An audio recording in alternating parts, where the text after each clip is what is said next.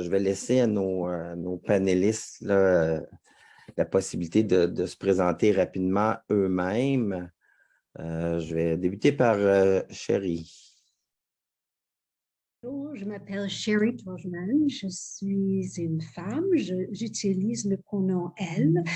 J'ai les yeux bleus, j'ai les cheveux blonds jusqu'à l'épaule. Ou est-ce que ça va un peu plus tard? Vous aimeriez Non, savoir? non, c'est bon, c'est le bon moment. OK. J'ai les cheveux blonds aux épaules. Je porte une veste bleue, une chemise blanche et je me suis assise devant mon ordinateur avec une fenêtre derrière moi. Merci. Et vous êtes de quelle organisation, là? J'ai été le vice-président du comité consultatif à l'Agence du revenu concernant les mesures fiscales pour personnes handicapées. J'étais aussi le vice-président du Caledon Institute of Social Policy pour 25 ans. J'ai fait les études sur les mesures fiscales. Merci. Merci beaucoup. Monsieur Daniel Jean. Bonjour, Daniel Jean, directeur général de l'Office des personnes handicapées du Québec. Je suis un homme blanc, cheveux gris-blanc, avec une barbe, lunettes, veston bleu carotté, dans mon bureau à Drummondville. Donc, bonjour à tous. Merci. Guillaume Parent. Bonjour tout le monde, merci de l'invitation. Je suis un homme, cheveux bruns, lunettes. La barbe pas faite, mon aide de domicile était en retard. Aujourd'hui, j'ai ma excuse. Et la barbe un peu blanche, ça trahit mon âge. Je suis chez moi aujourd'hui, bien heureux d'être avec vous. Donc, ça fait 12 ans que je m'intéresse au sujet. Président de Financière, on a d'environ 1500 familles avec les mesures fiscales et subventions. Et depuis 2019, avec l'aide de la Fondation Médaillard aux hôpitaux et en Société Canada, je suis directeur du centre d'expertise financière handicap de Finance Autonome. Merci beaucoup, Guillaume. Et le dernier panéliste qui est Normand Boucher. Je dois dire moins de choses parce que je me suis présenté tout à l'heure par rapport à ça. Donc, ce volet-là, mais je m'intéresse depuis plusieurs années à tout le rôle on parle de compensation, mais sur le plan des politiques notamment. Soit sous l'angle de fiscalité, c'est une contribution supplémentaire, mais pas vraiment sous l'angle du rôle de l'État. Hein, c'est une variable importante, je pense, dans cette perspective-là, pour atteindre réaliser l'exercice des droits, puis sous une perspective sociale et politique. Voilà. Bon, merci Normand. Pour votre information, là, il y aura deux segments, là, finalement, deux grandes thématiques sur lesquelles les panélistes vont échanger, je dirais 20-25 minutes sur chacune des thématiques. Et on va se garder un bloc, là, idéalement de 15 minutes à la fin, là, où les gens présents, vous pourrez poser des questions, faire des commentaires sur ce qui aurait été discuté. Donc, pardon d'interrompre, François. Bonjour, oui. Moi, je suis Michel Després, je serai votre aide technique pour cette table ronde. J'ai simplement une question. J'ai épinglé les présentateurs. Est-ce que tout le monde les voit au centre de l'écran? Est-ce que Non, là, c'est pas épinglé, honnêtement. Non, je cherche l'option pour mettre le spotlight. Là. Je vais essayer de voir. OK, mais je vais travailler là-dessus. Je te laisse aller et puis moi, je continue. Donc, le premier segment va porter sur les enjeux et défis associés à l'accès aux mesures fiscales pour les personnes en situation de handicap. Et je vais adresser ma première question à Daniel et Sherry. Qu'est-ce qu'on entend par mesures fiscales pour les personnes en situation de handicap, personnes avec incapacité? Donc, quel type de compensation ça l'implique? Alors, je laisse la parole à Sherry en premier. Merci. Et merci pour l'invitation de participer à cette table ronde aujourd'hui. Et j'aimerais passer bien le bonjour à tout le monde qui participe à la conférence aujourd'hui, même que nous sommes si différents, nous tous. Je pense qu'on a les mêmes objectifs. C'est de promouvoir l'inclusion sociale et de réduire la pauvreté.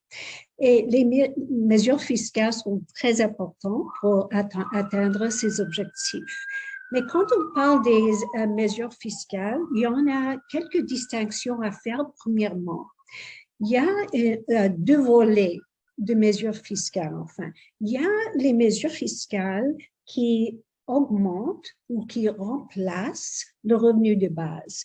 Et ces mesures fiscales concernent plutôt des besoins de base, comme le logement, les vêtements, le chauffage, la nourriture. Et c'est presque tout. Et ce sont des paiements directs. Tandis qu'on a un autre volet qui concerne des coûts supplémentaires, comme Normand a décrit ce matin. Et c'est plutôt le système d'impôt qu'on a au pays pour répondre à ces besoins. Alors, avec le système d'impôt, c'est une aide financière indirecte. On ne reçoit pas des fonds des dollars directement, mais c'est indirect. Je vais expliquer ça. Et aussi, quand on parle des coûts supplémentaires, il y a aussi deux volets de coûts supplémentaires. Premièrement, les coûts détaillés. Ça veut dire qu'on peut savoir assez facilement combien on dépense là-dessus. On a des reçus. Pour ces mesures détaillées, on a deux mesures d'impôt. Il y a le crédit d'impôt pour faits médicaux et la déduction pour produits et services de soutien pour personnes handicapées. Je m'excuse, c'est un nom assez long, mais c'est comme ça, cette déduction. Et cette déduction, ça se concerne des coûts pour les études, la formation et le travail. Alors, c'est assez important. On a aussi les coûts non détaillés. Ça veut dire que ce sont les coûts qui sont un peu difficiles à expliquer, à savoir combien on dépense là-dessus. Par exemple, les coûts un peu plus élevés pour le chauffage ou l'électricité, par exemple. Et pour ça, on a le crédit d'impôt pour personnes handicapées, le CEPH. Et vous savez, il y a beaucoup d'avantages avec le système d'impôt parce qu'on puisse individualiser, comme Normand a expliqué ce matin, ses coûts. Ça, c'est très important parce que nous sommes, tout le monde, assez différents. Mais il y a assez de problèmes aussi, beaucoup de problèmes. Par exemple, si on aimerait en profiter de ces mesures, il faut avoir un revenu. Pour la déduction, pour les produits et les services de soutien pour personnes handicapées, il faut avoir un revenu gagné. Et comment est-ce qu'on peut avoir un revenu gagné si on n'a pas d'assistance en avant pour aller à l'école, pour prendre la formation? C'est un peu trop tard. C'est une mesure qui est importante, très, très, très importante, mais c'est plutôt pour les personnes qui sont déjà établies. Ils peuvent avoir un revenu gagné. Et je me demande aussi, est-ce que c'est un objectif réaliste? Est-ce que c'est un objectif souhaitable? Comment est-ce qu'on peut aider les gens pour l'inclusion sociale sans avoir nécessairement un revenu gagné? Première question, on va discuter les solutions plus tard. J'aimerais parler tout brièvement du crédit d'impôt pour personnes handicapées, parce que comme Normand a dit ce matin, on a besoin d'un revenu imposable pour en profiter, ou le revenu gagné et ou les investissements. C'est très, très difficile pour les gens d'en avoir. Alors, encore une fois, il y a beaucoup de gens qui ne reçoivent rien pour ces coûts supplémentaires à cause de cette condition. En plus que ça, c'est compliqué parce que ce crédit même a deux fonctions. Une fonction de crédit d'impôt pour réduire les coûts non détaillés. Et aussi, c'est la porte d'entrée pour plusieurs d'autres programmes et prestations pour les gens ayant un handicap. Pour les mesures, pour le crédit d'impôt, il faut avoir du revenu imposable. Mais pour l'autre, pour la porte entrée, il ne faut pas avoir un revenu imposable. Ça, c'est bien, mais les gens ne connaissent, c'est très difficile à expliquer la différence. Alors, on va parler de ça un peu plus tard, mais je vous laisse quelques enjeux pour discuter. Merci. Daniel, est-ce qu'il y a des particularités pour le Québec? Ben, comme particularité, sans rentrer dans le détail, et effectivement, un enjeu, il y a des crédits d'impôt qui sont remboursables, il y a des crédits d'impôt qui sont non remboursables. Comme on l'a expliqué, ça veut dire que si il y a des crédits d'impôt que si j'ai un revenu, je vais pouvoir y avoir accès. Il y a des crédits d'impôt auxquels j'ai droit parce que, dans le fond, que même si j'ai pas de revenus, je vais avoir un retour. Il y a la même chose, les déductions fiscales, ça prend des revenus, et les exemptions de taxes, ben là, effectivement, tout le monde peut en profiter. Les REER ou les REER, les régimes d'épargne, il y en a deux, c'est encore, il faut de l'argent. Donc, si on fait un résumé, il y a 35 mesures fiscales auxquelles on fait référence. Dans ces 35 mesures-là, il y en a 20 qui viennent du Québec, il y en a 15 qui viennent du Canada, et sur ces 20-là du Québec, il y en a 11 qui, même si j'ai pas de revenus, ça va me donner un retour. Tandis qu'au fédéral, il y en a 3. Donc, sur un total, il y en a 14 en tout sur 35 dans les faits qui méritent de faire un rapport d'impôt. Je vais porter à votre attention un élément important. Moi, quand j'étais directeur de l'assistance sociale, ce que j'ai constaté, c'est que c'est pas tout le monde qui fait des rapports d'impôt, puis c'est pas tout le monde qui vont chercher soit leur crédit d'impôt de solidarité ou crédit d'impôt de personnes handicapées. Et dans mon expérience personnelle, entouré de beaucoup de personnes handicapées, et je me suis rendu compte que souvent, il y a des parents qui vont dire, je vais déclarer mon enfant comme personne handicapée, mais je ne fais pas un rapport d'impôt. Donc, on perd des crédits, il y a des éléments qui se perdent en cours de route. Donc, ça, c'est le premier élément. Il faut faire un rapport d'impôt pour avoir droit au crédit ou aux mesures fiscales. Ça, c'est un premier élément. Le deuxième élément, il y en a qui sont en lien avec les revenus, d'autres qui ne sont pas nécessairement en lien avec les revenus. Donc là, c'est intéressant. Et quand on regarde, M. Boucher disait tantôt qu'il y avait la mise en place d'un programme. J'ai travaillé sur la conception de ce programme-là avant d'arriver à l'Office. Programme revenu de base qui va rentrer en place le 1er janvier prochain, qui est travaillé par le ministère du Travail, Emploi et Solidarité sociale. Et là, on rehausse la prestation de base là, des personnes. Donc, on vise à les sortir de la pauvreté. Là, on rentre dans ce que disait Sherry tantôt, c'est que dans les faits, il y a moyen de rehausser le revenu disponible aux personnes pour pouvoir aller de l'avant. L'Office suit de très près les travaux de M. Boucher parce que c'est bougrement intéressant. M. Boucher est au fait aussi de la recherche que l'Office finance avec M. Godbout qui vise à voir effectivement l'effet de ces mesures-là. Donc, on est en bonne main. Là. On commence à avoir de la recherche sur un sujet qui est hyper important et qui nous permet d'aller de l'avant. Plus tard, peut-être dans la rencontre, je vous parlerai d'un autre enjeu qui est important, c'est la simplification. Ça veut dire qu'on peut avoir des mesures fiscales pour compenser les coûts engendrés par ma situation. Ça, c'est un premier élément. On peut rehausser des programmes d'allocation qui permettent d'avoir un revenu disponible plus élevé, mais on peut aussi éliminer des coûts additionnels. Exemple, dans le projet de simplification que je vous parlerai tantôt, bien, si on réduit le recours à des évaluations médicales, le recours à des coûts additionnels pour avoir accès au programme, bien là, on fait un autre grand coup. Donc, il y a différentes approches qu'on peut prendre pour atteindre nos résultats. Merci beaucoup.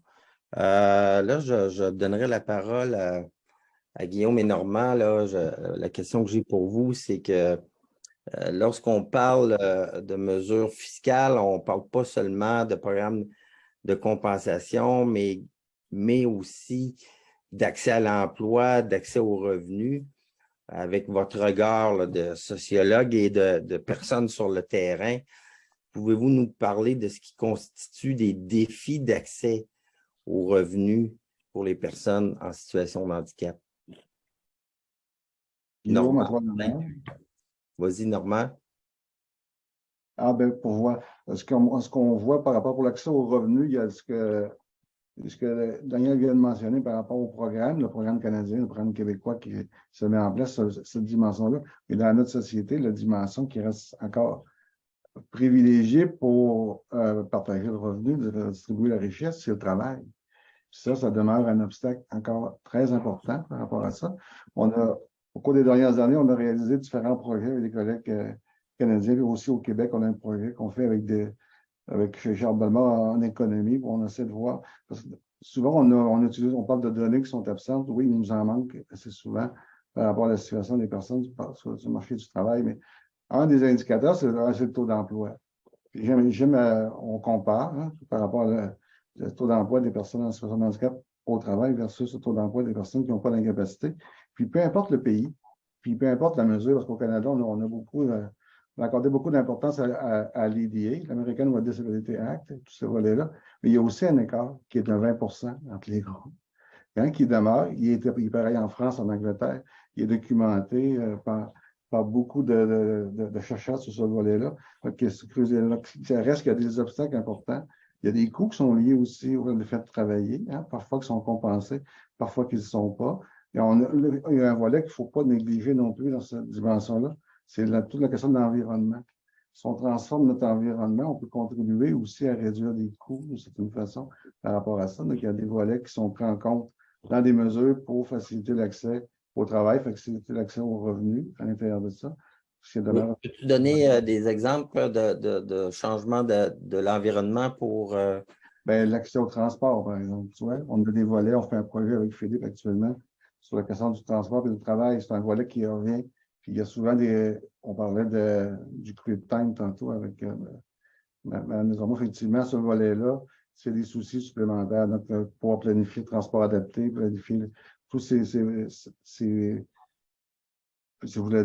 mesures-là qu'il faut d'avoir. Ça fait facilitateur pour beaucoup de gens, mais c'est aussi un obstacle pour plusieurs. Ça contraint les déplacements par rapport à ça. L'accessibilité de l'environnement physique où on a besoin d'avoir accès. Il y a beaucoup de lieux de travail qui ne sont pas encore très accessibles au Québec. Il reste aussi des lieux d'abord pour accès à la salle de bain. D'avoir quelqu'un, tous ces volets-là, c'est des obstacles supplémentaires qui font que parfois c'est difficile d'accéder à un emploi.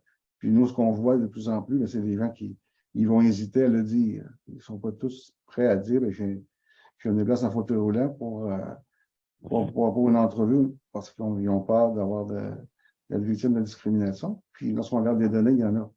Donc, on ne peut pas. Donc, des fois, les gens vont dire non, on va le dire, c'est important de mettre sur la table. Donc, ça, c'est des obstacles qui font que l'accès au travail, comme principal mécanisme de revenu, l'accès aux revenus, c'est plus difficile pour beaucoup de gens. Puis je vous dirais qu'il y a peut-être des variations en fonction du type d'incapacité aussi, moteur, visuel, dans l'handicap invisible, maintenant qu'on parle de plus en plus, qui vient jouer aussi dans cette question-là d'accès à un travail qui soit rémunéré. Guillaume, les défis par rapport à l'accès aux revenus, comment tu vois ça? Oui, quand j'ai commencé ma carrière, je pensais qu'en faisant de la sensibilisation, qu'en éduquant les personnes et leurs proches sur toutes les nombreuses, trop nombreuses mesures, ça allait favoriser l'adhésion.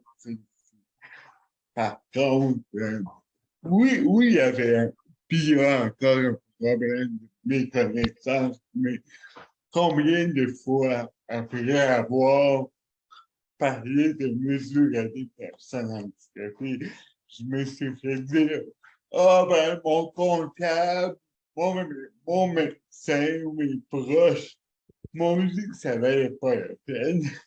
Je paye pas l'impôt, je suis pas assez handicapé, des choses comme ça. Donc, on voit avec le revenu de base, on voit avec l'intention du fédéral de faire un revenu de base lui aussi. La recherche dans ce champ-là va devenir capitale et urgente. Parce que, premièrement, avec les nouveaux revenus de base, là, je salue le travail de M. Jean, permet pour la première fois de libérer certains contrats qui défavorisaient, qui décourageaient l'emploi, notamment par moins d'exemption de revenus d'emploi. Donc, ça va être intéressant de monitorer sur le court, moyen et long terme les effets de ça, puis à quel point de communiquer ces nouvelles possibilités-là à la population va favoriser l'adhésion. Aussi, les gens, soit s'ils ont un handicap invisible, je sens qu'ils ne se considèrent pas assez handicapés. Donc, peut-être un problème de terminologie, mais c'est la recherche commence au Québec. On va lever des pierres avec Normand Boucher, mais en dessous de ces pierres-là, il va y avoir beaucoup d'enjeux pour nous occuper plusieurs années. Aussi, dernière chose, les réseaux de la santé, les intervenants de première ligne sont malheureusement, à mon avis, pas proactifs pour éduquer et proposer l'adhésion. Soit par manque de connaissances ou par manque de temps. Il y a aussi notre recherche. J'espère qu'elle va éclairer ça. Merci, Guillaume. Je vais faire du pouce sur une chose que tu as mentionnée, là, qui était le fait que probablement plein de personnes ne s'auto-déclarent pas personnes en situation de handicap. Comment vous voyez cette situation-là? Est-ce qu'on sait pourquoi les gens ne le font pas et pourquoi ça semble pire, cette situation-là, au Québec? Je vais peut-être donner la parole à M. Jean. Là. Bien, nous, on s'est interrogé par rapport à cet élément-là. D'ailleurs, M. Boucher-Normand, durant la présentation, je pense en faisait état. Statistique Canada nous a répondu par rapport à ça que dans les faits, il y a un phénomène pan-canadien que les francophones s'autodéclarent moins, okay, d'une certaine façon. Et compte tenu qu'il y a plus de francophones au Québec, la statistique est plus forte au Québec par rapport à d'autres, mais les franco-manitobains ou ontariens se déclarent moins, effectivement. Ça, il y a un premier élément là-dedans là, qui semble être relié à un élément de culture. Là. OK. Normand, est-ce que tu as des explications de ça? Je n'ai pas d'explication. Je suis curieux par rapport à ça. Puis moi, je le vois aussi. Je l'ai vu dans d'autres, lorsqu'on voyage, on voit des trucs par rapport à ça. Il y a une dimension culturelle peut-être qui vient jouer dans cet aspect-là. Puis moi, comme politologue, je m'intéresse aussi j'ai l'impression qu'il y a des différences dans le rôle de l'État versus la communauté. Hein? Entre francophones et anglophones, par rapport à ça, nous, le rôle de l'État au Québec a été très important depuis les années 70 pour réduire les inégalités, pour réduire la pauvreté, pour l'accès à l'éducation. Il faut le mettre dans le contexte des années 70, hein, ce volet-là. Donc, il y a des dimensions, mais je ne sais pas si ça sera creusé. Ce n'est pas l'élément, c'est des pistes qu'on voit dans nos échanges par rapport à cette réalité-là. Puis ça vaut pour d'autres aussi, d'autres domaines. Et Guillaume, tu sembles vouloir m'en dire quelque chose. Oui, ça s'est fait de temps moins pour les mesures compensatoires, mais pour les mesures de revenus, la solidarité sociale, les taux d'adhésion se comparent au reste du Canada. Donc, ma question est de savoir, si on donnait un avantage, par exemple, en rendant les programmes remboursables, à quel point on raterait la moyenne canadienne. Si avec l'aide sociale, solidarité sociale, les gens se déclarent Chérie, est-ce que tu as Quelque chose, rapidement 2 minutes, on va Oh. passer à l'autre thème. OK. C'était simplement quand j'étais avec le comité consultatif à l'Agence du revenu du Canada, j'ai posé la question combien de personnes réclament le crédit d'impôt pour personnes handicapées. Enfin, ils nous ont donné des données, des chiffres, des nombres, mais à mon avis, c'était rien, ça valait rien parce qu'on n'a pas examiné les pourcentages. Alors moi, j'ai fait moi-même les pourcentages et c'était là quand j'ai vu que c'était un peu plus bas au Québec, mais aussi c'était plus bas au nord aussi. Il y avait des problèmes partout le pays qu'on a vu. Il y a beaucoup de choses qu'on a vues, franchement. Je peux parler de ça, mais et on ne sait pas exactement ce qui se passe au Québec. C'est peut-être le fait que vous avez d'autres mesures, comme M. Daniel Jorin dit, et les gens disent il ne faut pas réclamer cette mesure. On ne sait pas franchement, mais il faut toujours avoir les pourcentages et non seulement les chiffres pour comprendre le problème. Merci. Merci beaucoup.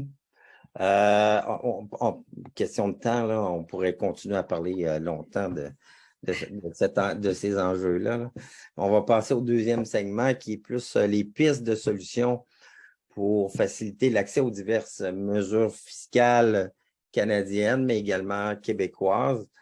Je vais commencer avec une question pour Guillaume et Daniel.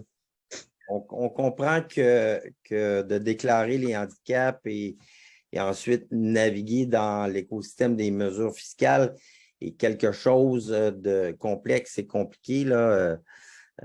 Daniel mentionnait le nombre de mesures tantôt là, qui est quand même assez important. Donc, ça peut devenir mêlant. Donc, comment simplifier l'accès aux services et créer des passerelles entre les différents programmes pour ne pas avoir à naviguer là, à travers toutes ces mesures-là? Je vais commencer avec Daniel, vas-y. Oui. Peut-être un premier élément de réponse, la définition de qu'est-ce qu'on entend par personne handicapée. On sait que par la loi constituée de l'Office, on définit les personnes handicapées comme une personne qui a une déficience significative et persistante. Okay? Et donc, ça perdure dans le temps. Et l'appellation personne handicapée est de moins en moins glamour d'une certaine façon parce qu'on dit, on met le focus sur la personne quand en fait c'est un enjeu d'environnement, d'adaptation, d'obstacle. Et on utilise de plus en plus la personne présente en situation de handicap. Le problème avec cette appellation-là, si on ne l'encadre pas, c'est la perte des droits pour les personnes handicapées ultimement. C'est-à-dire que l'handicap, au sens de la Charte des droits et libertés québécoises, est beaucoup plus large que les personnes handicapées. Là, ça va chercher les dépendances aux drogues, alcool, etc.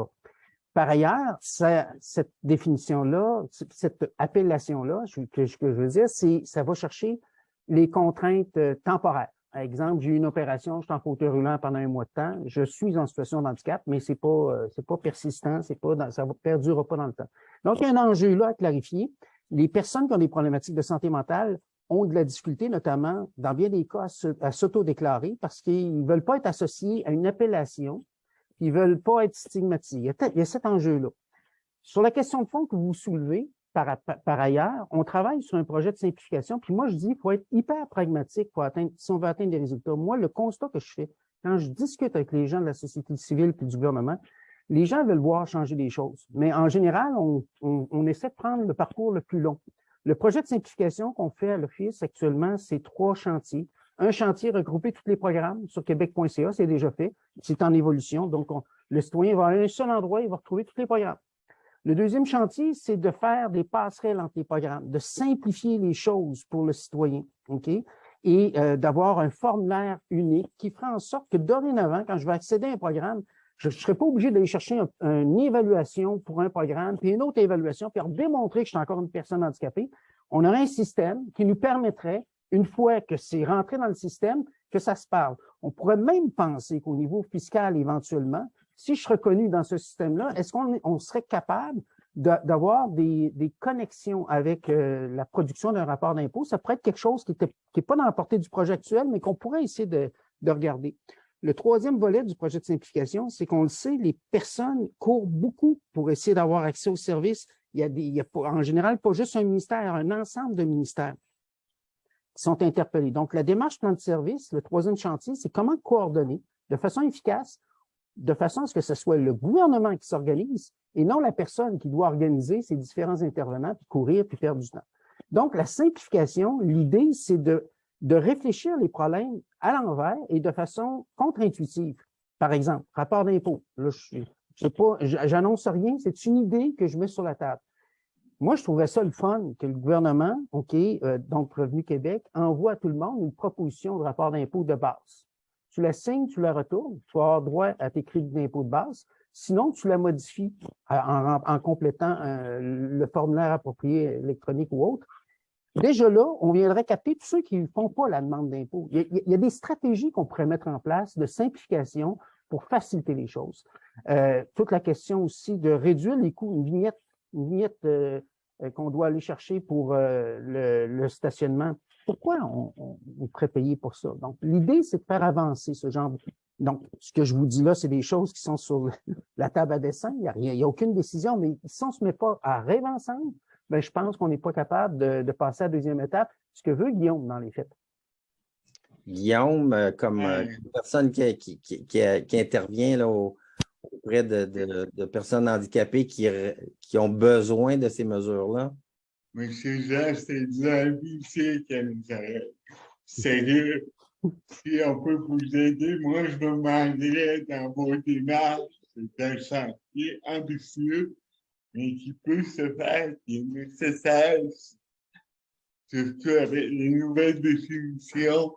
Moi, je vous invite à appliquer dès le départ dans une discussion et puis groupe de personnes en situation de handicap et le fédéral.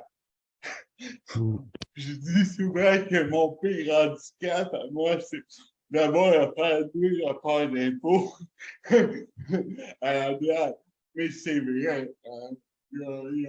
Ici, je sais que depuis quelques années, le Québec accepte le CPH comme c'est pas un montant pour du science grave et prolongé. Selon moi, il est temps de faire des partenariats entre les deux niveaux de gouvernement. Il y a aussi, selon moi, le fait qu'au Québec, la première ligne est de plus en plus assumée par des travailleurs sociaux dans un contexte où ces travailleurs sociaux-là peuvent signer, par exemple, des évaluations psychosociales et dans un contexte où le modèle du handicap est de plus en plus social. Selon moi, il y a plusieurs personnes qui me disent Guillaume, je n'ai même pas accès à un médecin. Donc, il faudrait permettre au TS d'attester certaines déficiences, sinon toutes. D'accord? Et oui, donc, qui dit partiel, dit harmonisation des critères d'admissibilité et l'exemple est dans les détails. Et pour ça, je crains que c'est ça qui va être le nœud du problème. Toutes les différences de définition. Merci. Je passerai à une autre question à Sherry et Normand. Il apparaît clairement qu'il y a non seulement un enjeu de bureaucratie, mais aussi de littératie fiscale, notamment lié au manque de connaissances sur les mesures fiscales et comment y accéder. Quelles leçons de sagesse pourrions-nous tirer de vos regards pour apprendre à mieux communiquer sur le plan fiscal? Qu'est-ce qu'on devrait faire pour être plus simple, que les gens soient informés? Oui. Ok, merci. J'aimerais parler du crédit d'impôt pour personnes handicapées, premièrement, parce que moi, je pense que c'est la mesure la plus complexe de toutes les mesures fiscales. Et c'est parce qu'il y a beaucoup de choses là-dedans. C'est parce que ça joue, comme j'ai dit, deux rôles. Cette mesure a deux fonctions. Premièrement, pour crédit d'impôt pour les coûts non détaillés et deuxièmement, comme porte-entrée à plusieurs autres programmes pour les gens ayant un handicap, comme par exemple le régime enregistré d'épargne d'invalidité. C'est très, très, très important. Mais c'est la même mesure, le même crédit qui font les deux choses. Alors, premièrement, peut-être on peut séparer ces deux choses parce que, comme j'ai dit auparavant, pour le crédit d'impôt non remboursable, il faut avoir un revenu gagné. Pour l'autre, pour la mesure porte-entrée, il ne faut pas avoir un revenu imposable. C'est assez compliqué, c'est assez difficile à expliquer. Et si on les sépare, peut-être l'Agence du revenu du Canada peut se concerner du crédit d'impôt et peut-être le Service Canada ou quelque part d'autre peut se concerner de la fonction comme porte-entrée. Je pense que ça aiderait un tout petit peu. Et il y a un autre problème avec les crédits d'impôt. C'est très difficile à expliquer comment que ça marche. Le problème, c'est que les gouvernements parlent de ces crédits comme leur valeur de base. Par exemple, le CEPH, la valeur de base à ce moment, c'est 8,9 000. Et je m'imagine qu'il y a beaucoup de gens qui pensent qu'ils vont recevoir 8,9 000 $ directement. Mais comme vous le savez, les crédits d'impôt non remboursables, ça veut dire que ça ne vaut que 15 %. Ça ne vaut que 1,3 000 seulement. Alors, c'est difficile à expliquer ça. Et non seulement ça, on ne reçoit rien. On reçoit une réduction sur l'impôt du revenu. Alors, moi, je pense que peut-être on peut changer ça. Parce que quand on a vu les données, quand on a fait les calculs, on a vu qu'il n'y a que 40 % de tous les bénéficiaires qui sont de l'âge du travail. Il y a 40 % qui sont de l'âge de 65 ans et plus, et à peu près 20 % qui ont moins de 18 ans. Ça, on était très étonnés, franchement. Alors, il y a une grande partie de gens qui ne reçoivent rien. Peut-être, s'ils reçoivent, ne reçoivent qu'un 1,3 $, peut-être on peut prendre ce montant, peut-être on peut l'ajouter à la nouvelle prestation canadienne qu'on va voir bientôt, on espère, pour tout le monde. Alors, tout le monde qui va recevoir. Ça permettrait de rejoindre plus facilement les gens?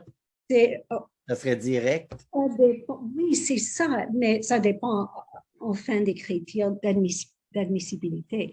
Mais ça enlève ce crédit d'impôt et on va ajouter, comme j'ai dit, peut-être on peut ajouter un montant, quelques mille de plus pour ces coûts non détaillés.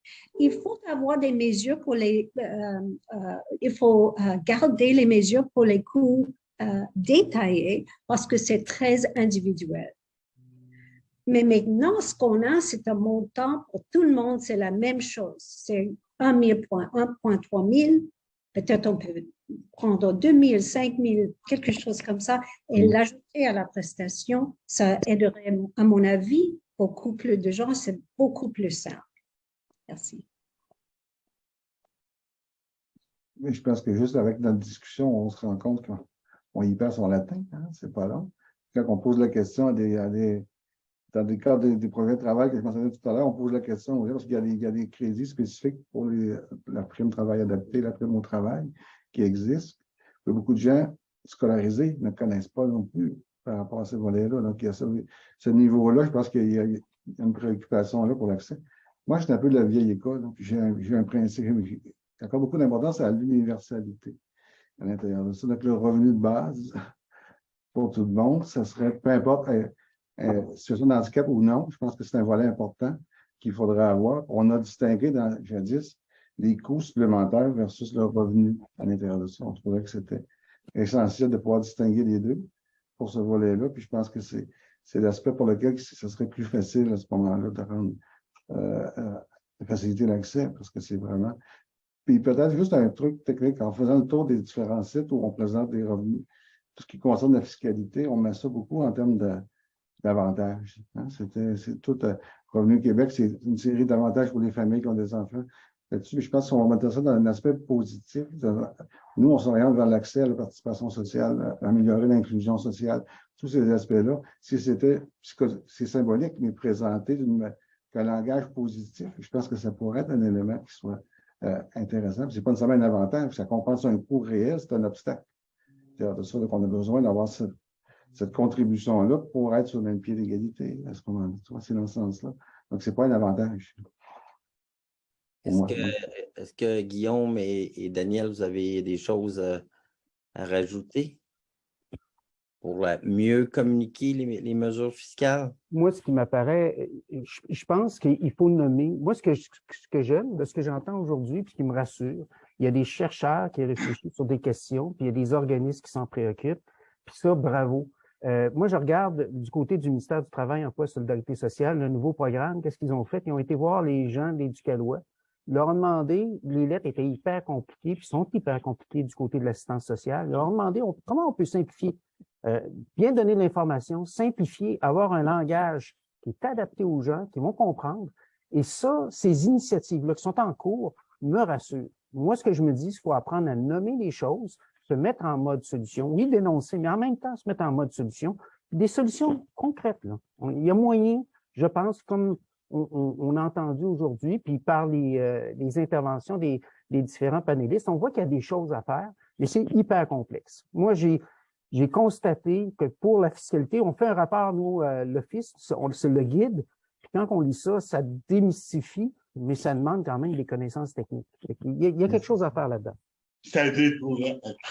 Ça démystifie, mais ça décourage. Parce que la plupart, non, mais constater, la plupart des gens vulnérables, pauvres, écoute, ils comprennent rien. Même moi, j'en parle mon latin, tout ça. On peut plus. Normand le mentionné, là, même les gens éduqués. Donc, c'est compliqué tout court, là. C'est pas lié à l'éducation. C'est le bordel. Excusez. Donc, oui, il faut faire les partiels, mais il faut reconnaître deux choses. Comme le Sénat l'a écrit en 2018, bon, si on communique, puis il y a un bonbon au bout, le bonbon, c'est le crédit robot. Ça, c'est logique du grand robot. Ça, même s'il ne paye pas l'impôt, c'est des démarches supplémentaires à compenser. Donc, des gens qui avaient ces clients qui ont eu 600 $ en temps de pandémie. Il y a eu une grande hausse des demandes. Dans le même rapport sénatorial, on recommande au gouvernement de reconnaître automatiquement les prestataires de solidarité sociale contraints sévères à l'emploi comme étant multiple au crédit d'impôt. Parce que je ne sais pas si vous êtes d'accord avec moi, dans notre société en 2022, si une province reconnaît que la personne a des obstacles majeurs à travailler, le travail étant tellement central dans notre société, ben, dans ma tête et dans le sein de beaucoup de gens, c'est un handicap majeur. Donc, il faut dire comme les grands automatiquement amusés. Merci, Guillaume. Oui, Sherry. Je m'excuse, je voulais parler très brièvement de la déduction pour produits et services en soutien pour personnes handicapées. Parce qu'à mon avis, il n'y a pas beaucoup de gens qui le connaissent, qui le réclament. Mais j'ai demandé à l'Agence de revenus du Canada combien de gens réclament cette mesure actuellement. Ils ont dit on ne sait pas parce que c'est une déduction. C'est ça exactement, parce qu'il y a un numéro c'est la ligne 21. C'est la ligne. Oui, sur la formule. Pourquoi est-ce qu'on ne sait rien là-dessus? Alors, ce que j'ai fait, c'est de voir combien est-ce qu'on dépense là-dessus. Et cette année, on va dépenser 3 millions là-dessus dans le Canada, partout le Canada. Tandis qu'on va dépenser 1,3 milliard sur le crédit d'impôt pour personnes handicapées. Je ne comprends pas ce qui se passe avec ça parce que c'est une mesure qui a été conçue et développée par une personne ayant un handicap. Il comprend bien les coûts supplémentaires. Il a travaillé très fort là-dessus, mais quand même, il n'y a pas d'études, il n'y a pas de discussion politique publique là-dessus. Personne ne comprend pas. Moi, je ne comprends pas ce qui se passe avec ça parce qu'on n'a pas de formule qu'il faut remplir pour ça. C'est simplement pour avoir les reçus. Peut-être c'est le fait qu'on doit avoir un revenu gagné. Peut-être c'est le fait qu'on doit faire des choses en avant pour aider les gens, par exemple, les établissements d'éducation pour secondaire et les programmes de formation, peut-être ils doivent fournir des services ou bien de payer les fonds individualisés pour aider les gens au lieu d'avoir une mesure fiscale comme ça. Peut-être ça serait mieux. Je sais qu'il y a des programmes au Québec. Félicitations. Je ne sais pas s'il marche assez bien, mais vous en avez quelques programmes et c'est très, très bien. Ailleurs, on n'a pas ça. Alors, c'est une question de recherche, c'est une question de communication et de développement en général. Merci. Il reste une douzaine de minutes. J'aimerais laisser la parole aux gens qui ont assisté à la table ronde et soit avoir des commentaires, des questions pour nos panélistes. Là. Il y a déjà 2 mains levées, là, donc je vais donner la parole à M. Francis Duclos. Oui, bonjour, m'entendez-vous? Oui. Oui, désolé, ma caméra ne fonctionne pas ce matin. En fait, c'était plus une suggestion. On parle beaucoup de fiscalité pour les personnes handicapées. Je crois éventuellement un sujet qui pourrait nous intéresser, ce serait l'accès au crédit aussi. Quelqu'un handicapé qui veut acheter une maison, bonne chance pour passer à la banque ou avoir des meilleurs taux, la négociation des taux. En fait, bon, comme vous avez pu voir dans mon message, là, je suis récemment devenu handicapé et de voir que la situation fiscale est assez précaire et qu'en plus, j'ai aucun pouvoir de négociation avec ma banque puisqu'ils n'ont rien à gagner à me donner un meilleur taux. Je suis comme pris un peu avec eux et puis c'est la situation de beaucoup de personnes. Donc, peut-être pour une prochaine fois, aussi un sujet, justement, l'accès au crédit.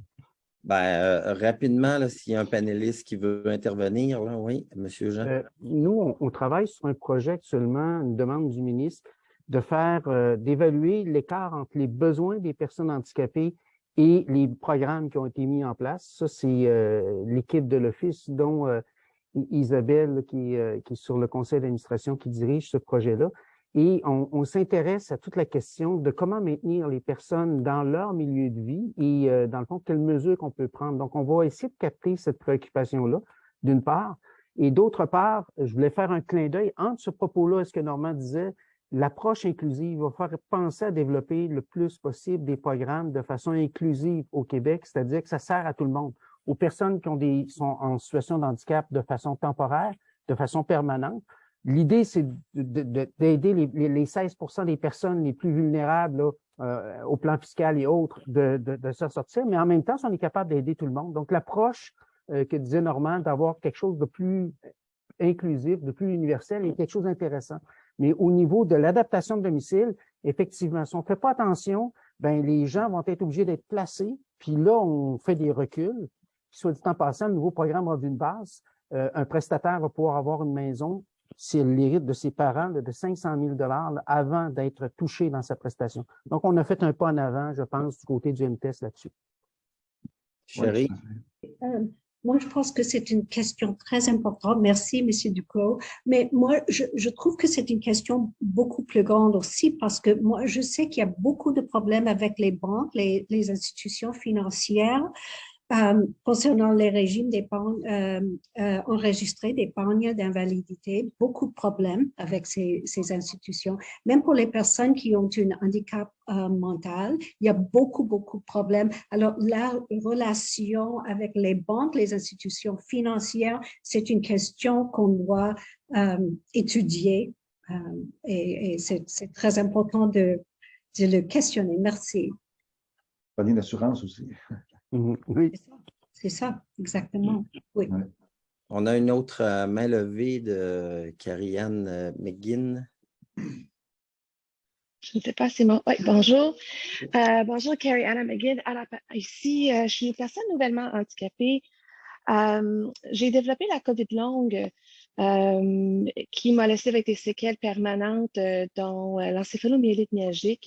Et je fais partie, dans le fond, des dizaines de milliers de Québécois qui sont nouvellement handicapés faute de la COVID.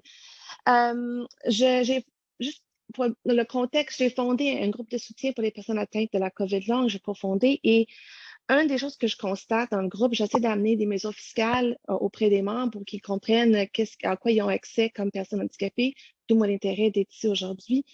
Mais je vois une barrière, c'est que d'abord, il y a beaucoup de personnes qui ne se considèrent pas comme handicapés, pourtant qui ont accès aux mesures fiscales pour les personnes handicapées. Je pense aux personnes nouvellement atteintes ça fait 1 an, par exemple, qui sont malades. Ils ont accès à différentes mesures, mais comment les sensibiliser au fait que ces mesures-là sont pour elles, à part, mettons, des groupes comme le nôtre qui font la promotion de différentes choses, dont le crédit d'impôt puis les REI. Puis deuxième chose que je constate aussi auprès des membres, des personnes atteintes de la COVID longue et d'autres maladies chroniques complexes, c'est vraiment qu'il y a un écart entre, mettons, les 15 semaines de chômage maladie que les gens ont, puis après ça, mettons, le régime des rentes du Québec invalidité. Tu sais, il y a comme un écart de plus de 2 ans facilement avant que les gens aient accès. Il y a vraiment un trou là. Puis là, ce que Normand Boucher disait par rapport au revenu de base, au revenu universel, je trouve que c'est très important parce qu'on voit que les programmes sociaux actuellement sont inexistants. Excusez-moi, c'est mon enfant. J'hésitais entre aller entre celle de la parentalité, celle-ci, j'ai mon coco de 4 ans avec moi. Donc, voilà mes 2 points. Je ne sais pas si les panélistes ont quelque chose à dire par rapport à ça. Daniel? Peut-être un élément très court. Moi, ce que j'ai appris en côtoyant des gens comme vous, c'est qu'il y a un guide ou des guides à travailler là, quand il y a l'annonce d'un diagnostic, là, c'est quoi les démarches à faire? Quels sont tous les éléments? Il y a quelque chose à travailler, en tout cas de notre côté. Puis le passage à l'âge adulte aussi, chez le jeune qui arrive à l'âge adulte, il y a tellement de choses qui changent. À mon avis, il y a un élément là-dessus. Il y a aussi soutenir la mission de l'organisme de Guillaume qui travaille sur cette question-là. Moi, je pense que le terme handicap doit être complètement mis de côté quand on parle de mesures fiscales.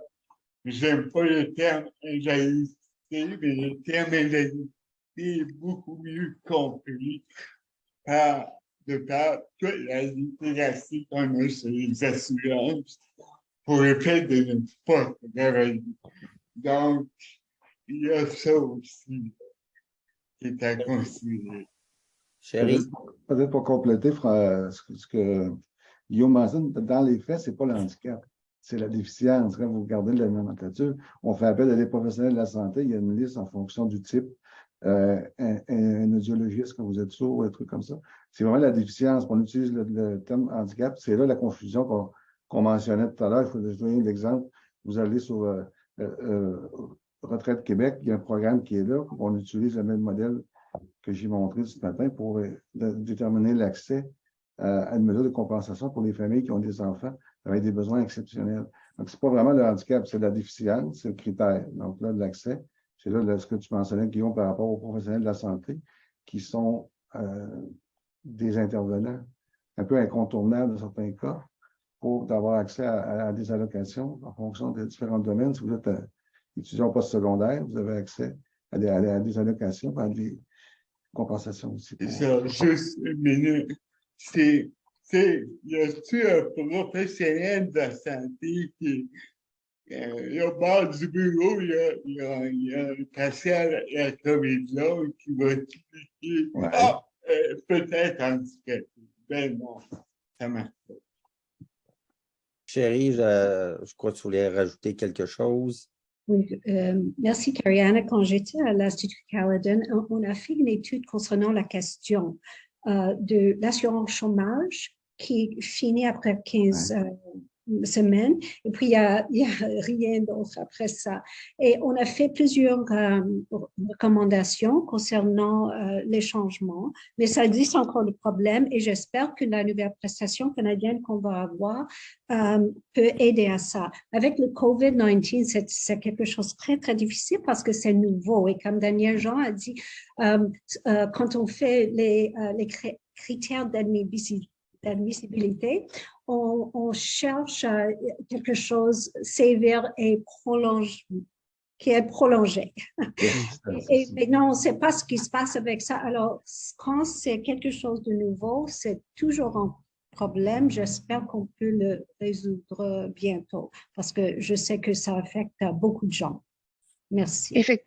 Effectivement, merci beaucoup parce que je peux juste parmi notre groupe de soutien, il y a des personnes qui vivent dans leur auto, des personnes à 40 ans qui sont retournées vivre avec leurs parents parce qu'il n'y a aucun revenu, parce que justement à cause du critère permanent et tout ça, et les médecins disent que c'est nouveau, fait qu'on doit attendre et tout ça. Donc, effectivement, merci d'avoir mené cette problématique-là plus haut. Merci pour la question, c'est très important. Je vais prendre une dernière intervention là, de Marjorie. Moi, j'avais envie de rebondir là, sur l'aspect des personnes qui sont intervenantes professionnelles qui sont incontournables pour l'accès à beaucoup de mesures, mais qui portent leur biais et qui portent leur préconception par rapport à ce que sont des incapacités, des limitations, ce que sont des coûts supplémentaires et qui vont déterminer sur la base de ces préconceptions-là si quelqu'un va avoir accès ou pas, alors que techniquement, c'est des jugements et non pas une réelle possibilité à accéder. Et puis, il y a bien des gens qui ont de la difficulté à accéder là, à des mesures pour ces raisons-là. Mais plus proche de la réalité, moi, que je connais, c'est des choses qui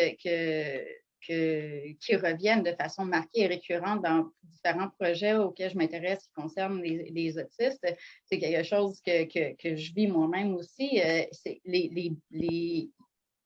C'est important, c'est intéressant de mettre en place des programmes, s'assurer qu'il y a des mesures qui existent, mais encore faut-il que les personnes qui représentent des portes et des freins à l'accès à ces mesures-là, il y a des mesures qui les visent, en fait, pour faire en sorte que ces barrières-là soient levées et qu'on prenne en compte, parce que, ultimement, quand les gens ont accès sur la base de ces préconceptions-là, c'est nier la réalité des gens. C'est nier les défis supplémentaires qui peuvent être rencontrés. C'est nier les coûts associés de tout plein de gens. Ça fait que c'est pas avoir accès à l'argent, mais c'est aussi d'avoir l'impression qu'en fait, on te reflète le fait que, tu sais, c'est pas vrai que tu vis ça. C'est pas vrai que c'est ça ta réalité, puis qu'on va pas le cocher la case, qu'on la signera pas. Puis ça, c'est extrêmement problématique et délétère pour les gens. Oui, Daniel? Peut-être une réponse rapide. Moi, j'ai eu 2 chapeaux dans ma vie. J'étais intervenant dans le réseau de la santé, puis quand j'étais avec des personnes handicapées, je faisais tout pour les intégrer à l'emploi pour qu'ils puissent participer socialement. je suis arrivé comme directeur général de l'assistance sociale, puis là, je gérais un programme de contraintes sévères à l'emploi. Ça veut dire, aussitôt que tu étais handicapé, là, tu pouvais ne pas avoir d'accompagnement. Puis les gens voulaient avoir de l'accompagnement. Donc, c'est toute la logique entre le modèle de la réadaptation, le modèle de participation sociale, et le modèle médical. Et ce qu'elle soulève comme enjeu m'apparaît tellement fondamental. Je pense qu'il faut le nommer, puis il faut faire en sorte de faire évoluer l'accès à nos services sur un modèle qui vise le développement du potentiel des personnes et non sur un diagnostic uniquement. C'est ça. Marjorie, vous avez dit ce matin, c'était très important ce que vous avez dit ce matin, qu'on doit partager. Nous tous, nous devrions partager les coûts. C'est pas seulement le fardeau des gens individuels. C'est une question pour tout le monde, qui touche tout le monde. Et là, il faut avoir des solutions globales. Une très courte intervention de M. Duclos. Et on va oui, en fait, c'était pour rebondir sur ce que Mme Desormeaux-Moreau a dit. Étant ancien, avant d'avoir la COVID longue, j'étais un professionnel de la santé de soins de première ligne. Donc, justement, j'en ai vu passer. Je peux vous confirmer qu'à la base, on n'a aucune formation pour remplir les documents. Aucune. Il existe des formations toutefois qui sont optionnelles qu'on peut prendre en cours de formation continue. Plusieurs professionnels que je connais vont finir par les prendre, mais il n'y a absolument rien d'obligatoire. Et ce qui m'a toujours fait peur un peu, c'est que moi, j'ai travaillé longtemps dans une clinique sans rendez-vous. Donc, ce ne sont pas des patients que je connais et j'ai des gens qui arrivent avec des formulaires d'invalidité, d'handicap, des formulaires pour la SAC, pour évaluer l'évolution de la condition pulmonaire et puis on est dans une clinique sans rendez-vous. Donc, on se retrouve un peu avec cette problématique-là que c'est une patate chaude qu'on remet à un intervenant qui n'est non seulement pas formé et qui souvent, ce que je remarque, c'est qu'il ne remarque pas l'impact gigantesque que les mots qui seront écrits sur le formulaire vont avoir.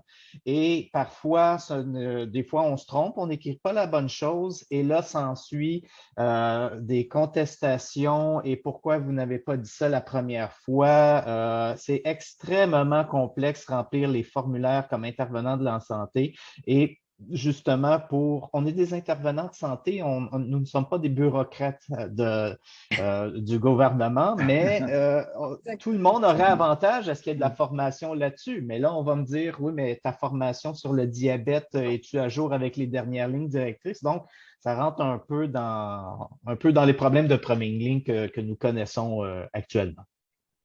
Bon, merci. Il est 12h03. Je sens que Sherry aurait voulu...